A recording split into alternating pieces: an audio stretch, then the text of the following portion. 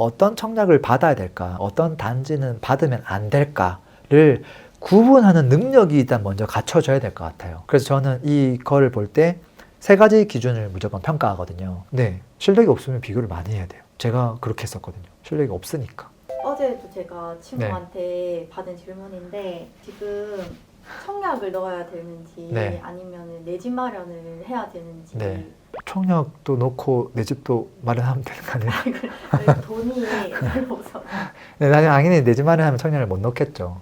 유주택자가 돼버리니까. 저도 그 유사한 질문을 많이 받아요. 강의할 때마다 사실 받는 질문이기도 해요. 거의 단골 질문이에요. 왜냐하면 무주택자라면 그 생각을 다 하거든요. 청약을 받고 싶어 하죠. 사실 구축 아파트 사는 것보다 청약을 더 좋아라 해요. 그러니까 비교 대상이 아니에요. 엄마가 좋아, 아빠가 좋아가 아니에요. 이렇게 좀 앞서요, 청약이.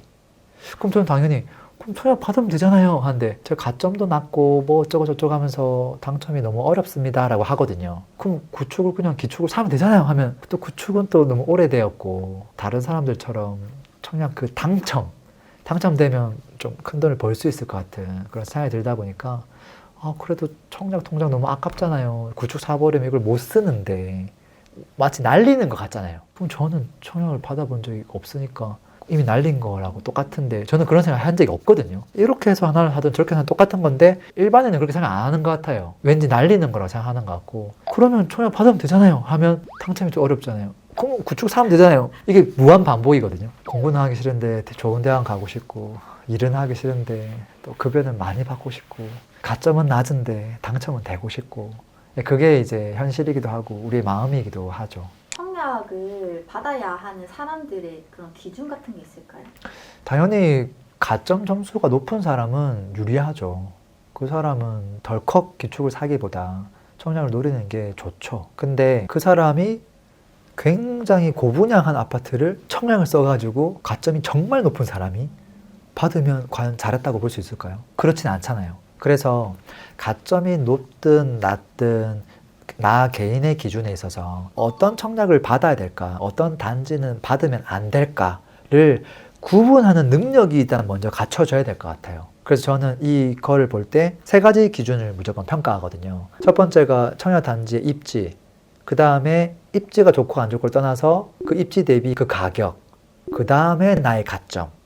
이 세 가지를 고려해서 판단을 하는 게 필요하다. 만약에 입지가 좋은데 가격이 저렴해요. 내 가점은 낮아요. 그럼 넣어야 될 거 아니에요. 당첨이 안 되더라도 당연히 당첨 확률이 낮겠죠. 이렇게 좋은 곳은 다 넣을 테니까. 그러면 당첨률을 높이기 위해서 남들이 잘 안 넣을 것 같은 타입, 평형 이런 것들을 선택해야 되겠죠. 근데 이런 경우는 많지가 않아요. 오히려 이런 경우가 많죠. 입지가 애매하고 약간 안 좋은데 금액이 약간 조금 비싸 보이는 이걸 내가 받아야 돼? 내 성에 안 차는 입지도 그저 그런데 금액도 안 저렴해 보여. 그럼에도 불구하고 또 경쟁이 있거든요. 여기 내가 넣어서 이걸 받아야 될까? 당첨이 돼도 기분이 안 좋을 것 같은 마음도 드는 거예요. 사실 그런 물건은 어떻게 보면 패스하는 것도 필요해요. 괜히 어설프게 당첨돼가지고는 나중에 후회할 수도 있거든요. 그래서 방금 얘기했던 이 세 가지 기준을 조합해보면 결국은 케이스가 네 가지가 딱 나와요. 입지, 가격, 가점이 있었죠. 근데 입지가 좋아요. 가격이 저렴하면 어떻게 해야 돼요? 제일 좋은 케이스죠. 무조건 넣어야 돼요. 입지가 좋은데 가격이 비싸요. 경쟁이 덜 하겠죠. 가점이 낮더라도 당첨 확률이 있겠죠. 이 경우는 이게 얼마나 비싼 거지? 내가 감내할 수 있는 건가? 그거를 판단하고 선택을 해 가야 돼요. 세 번째 케이스는 입지가 안 좋은데 가격이 저렴해. 입지가 안 좋아도 가격이 정말 저렴하면 넣어야죠, 사실은. 그게 실거주는 안 될 것 같아. 그러면 어쩔 수 없는 거고. 투자로는 사둘 수 있을 거고. 그 다음 입지가 안 좋은데 가격이 비싸. 이건 절대 하면 안 되겠죠. 4번은 없어져야 돼요. 1번은 사실은 입지가 좋은데 가격이 저렴하게 나오는 경우 잘 없어요. 그런 게 있으면 경쟁률 장난 아니겠죠. 내가 당첨될 확률 거의 없어요. 결국은 현실에서는 2번, 3번 가지고 고민해야 되는 거예요. 입지가 좋은데 비싸거나 입지가 안 좋은데 가격이 조금 저렴하거나 이거 가지고 옥석가련해서 나만의 선택을 해 나가야 된다. 이 정도는 스스로 할 수 있어야 된다라는 거예요. 이게 된 상태에서 청약을 넣은 게 좋을까? 아니면 더 기다려서 그냥 청약을 하지 말고 그냥 구축을 사버리는 게 나을까? 이 판단을 해야 되겠죠. 그 가격이 싸다 비싸다라는 네. 기준을 어떻게 결정해야 할까요? 일단은 아마 비싸다고 얘기하는 사람들은 그 바로 옆에 있는 신축 아파트는 다 비싸다고 얘기할 거예요. 그러니까 얘도 비싸 보이는 거고 어떻게 가격을 책정해도 다 비싸다고 얘기할 거예요. 일단은 지금 현재 이 뭐 비싼 아파트, 좀 저렴한 아파트, 신축, 구축이 쭉 이렇게 줄 서 있을 텐데 이 가격을 인정하는 게 먼저 필요하죠. 이걸 인정한 다음에 그래도 이제 입지가 비슷하다면 지금 신축 아파트보다 조금 더 저렴하면 좋겠죠. 그러면 저렴하네, 시장가보다 조금 더 괜찮네 라고 볼 수 있는 거고, 현재 주변에 있는 아파트보다 금액이 10%가 아니라 뭐 20% 이렇게 비싼 단지가 있다면 아 이건 좀 비싸다, 아무리 입지가 좋다 하더라도 이렇게 판단해 가야 되는 거죠. 그리고 사실은 입지에 대한 이해도에 따라 그 판단이 완전 달라요. 어제도 제가 멤버십 같은 거 하다가 어떤 분이 부산에 있는 뭐 재건축 단지 이거 어떨까요? 물어보더라고요. 근데 이게 부산 내에서 제일 좋은 1급지가 아니라 2급지였거든요. 근데 2급지 안에서도 그 동네를 보면 그 안에서 제일 안 좋은 동네였어요. 그러니까 2급지 안에서 꼴찌였던 거죠. 그 다음에 그 단지 안에서의 상품성을 봤더니 주택가에 들어가 있고 좀 환경이 조금 미흡하더라고요. 그랬을 때 이 친구의 가격이 얼마 정도 돼야 될까를 비교 판단해야 되는데 비교할 수 있는 아파트가 주변에 별로 없더라고요. 그래서 야, 이게 한편으로는 일반인들은 이걸 봤을 때 가격 판단하기가 굉장히 어렵겠다. 이곳에 분양을 했을 때도 판단이 거의 안 되겠구나. 그런 생각이 들었어요. 그래서 어쩔 수 없이 그 동네에서 비교 대상을 찾아야 돼요. 근데 비교 대상이 완벽하게 똑같지 않다는 걸 이해해야 돼요. 제가 어제 봤던 그 물건도 여기 근처에는 없지만 좀 위로 올라가면 비교 대상 아파트가 있었거든요. 근데 얘는 여기랑 좀 더 가까워요. 브랜드이기도 하고. 그래서 아, 이 친구보다 입지가 더 안 좋기 때문에 최소 10에서 20%가 저렴해야 되겠구나. 이렇게 기준을 만들어 갈 수는 있죠. 청약 당첨이 된다는 보장이 없는데 이거를 계속 청약만 넣을 수는 없잖아요. 그러다가 시간만 다 보내고 그러다가 좋은 기회를 놓치는 경우도 많죠. 다른 아파트가 상승해 버릴 수도 있으니까. 그래서 청약에 따른 수익이 있는데 그거를 계속 고집하다가 분명히 놓치는 기회비용도 있거든요. 두 개를 비교해 보는 건 당연히 필요하죠. 근데 저는 맨날 이렇게 얘기해요. 좋은 단지가 있으면 일단 넣어라. 아무 생각하지 말고 좋은 단지가 있으면 넣어라. 그 다음에 부가적으로 구축도 알아보는 작업을 해야 된다. 근데 저는 세 가지 작업을 해야 된다고 봐요. 청약을 넣을 때 옆에 있는 아파트랑 비교를 할 수밖에 없잖아요. 옆에 있는 신축이랑. 그걸 보고 아, 안전마진이 얼마큼 있구나를 비교하는 거잖아요. 근데 때로는 이 비교 대상이 금매가 나오면 어떻게 되는 거예요?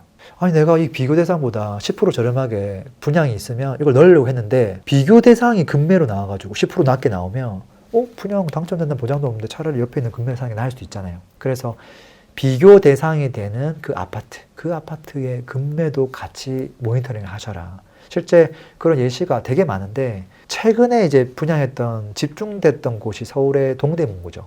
동대문구에 이문휘경 그 재개발로 인한 청약 단지가 많았거든요. 뭐 이문 3구역, 1구역 그런 것들이 많았었는데 그곳을 비교할 만한 비교 단지가 주변에 없어요. 그래서 어쩔 수 없이 전농동으로 내려와야 되고 전농동 레미안 크래시티 이런 아파트가 대장급 비교 대상 아파트거든요. 이 아파트랑 비교해 봤을 때 시세가 별 차이가 없어요. 근데 만약에 전농동 크래시티가 금매가 나오면 신축이긴 하지만 이문을 사는 것보다 전동 대장을 사는 게 나은 경우가 많거든요. 그래서 꼭 비교해야 된다.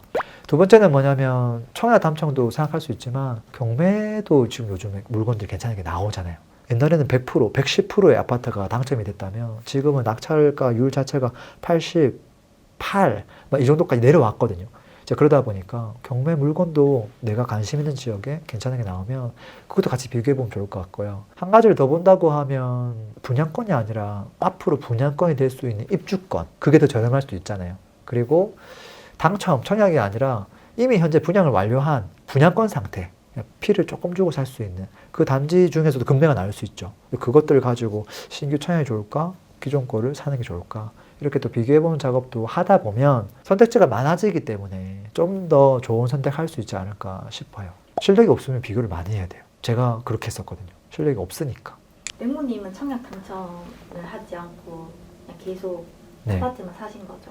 저는 이제 워낙 이제 아파트가 상승할 수 있는 상승장 시기였기 때문에 이걸 무턱대고 계속 청약을 넣는 것보다 그냥 올라갈 수 있는 거를 사는 게 낫다고 생각했던 거죠. 그리고 사다 보니까 아파트가 하나가 아니라 여러 채를 사다 보니까 어차피 이제는 다주택자라서 당첨 확률이 너무 낮아져서 그냥 애초에 그냥 포기했던 것들도 있죠. 근데 이제 처음 시작하는 사람들은 좀 이야기가 다를 수 있죠. 왜냐하면 이게 한 번밖에 없는 기회가 될 수 있으니까 당연히 고민을 할 거라고 저는 봐요. 다만 방금 얘기한 것처럼 다양한 선택지를 좀 비교해보면 더 좋겠다는 생각이죠. 아까 말씀해주신 세 가지 네. 기준이 너무 도움이 많이 됐어요. 네. 결국은 그런 거죠. 우리가 이제 청약을 하는 이유 자체가 당첨이 목적은 아니잖아요. 비싼 거를 그냥 당첨된다고 좋아할 게 아니잖아요. 내가 갖고 싶어 하는 아파트, 그 정도 되는 입지 아파트를 나름 저렴하게 당첨되는 게 목적이지. 저렴함이 목적이잖아요. 당첨이 목적이 아니라. 그래서 저는 항상 입지를 우선시했으면 좋겠어요. 서울에서 만약에 나는 마용성 정도 되는 입지의 아파트 청약을 기다리고 있는데 계속 동대문구에 막 청약만 나와. 그러면 어떻게 될까? 꼭 동대문구 청약을 받아야 될까? 나는 마용성 같은 좋은 입지의 아파트를 청약받고 싶은데 이건 청약이 안 오고 이건 아예 없고 동대문구가 있으면 어떻게 해야 될까? 저라면 동대문구 청약을 하는 게 아니라 마용성에 있는 아파트 중에서 금매가 나오는지, 경매 물건 나오는지, 또는 거기에 재개발 입주권이나 뭐 괜찮은 분양권, 프리미엄 금매가 나오는지를 살펴본 다음에 내가 원하는 급지를 선택하려고 노력할 것 같아요. 그리고 나중에 이게 입주를 다 하고 나서 동대문구가 완성되고 나잖아요. 그러면 이게 아무리 연식차가 난다 하더라도 입지를 못 따라오는 경우가 많아요. 그래서 우리가 구축을 샀다고 해서 청약 기회를 놓친 게 아니다. 오히려 좋은 시기에 내가 더 많은 물건들을 비교해서 정말 더 좋은 가격으로 산 거다. 그리고 나중에도 후회를 안 하게 된다라고 생각하거든요. 그리고 이제 앞에서 알려드린 그 청약의 기준들, 청약을 넣을 때는 그 기준들을 확인하면 청약을 넣고 그 다음에 그 대안들에 대해서도 같이 비교해 보시면 분명히 더 좋은 선택지가 보이지 않을까 생각이 됩니다.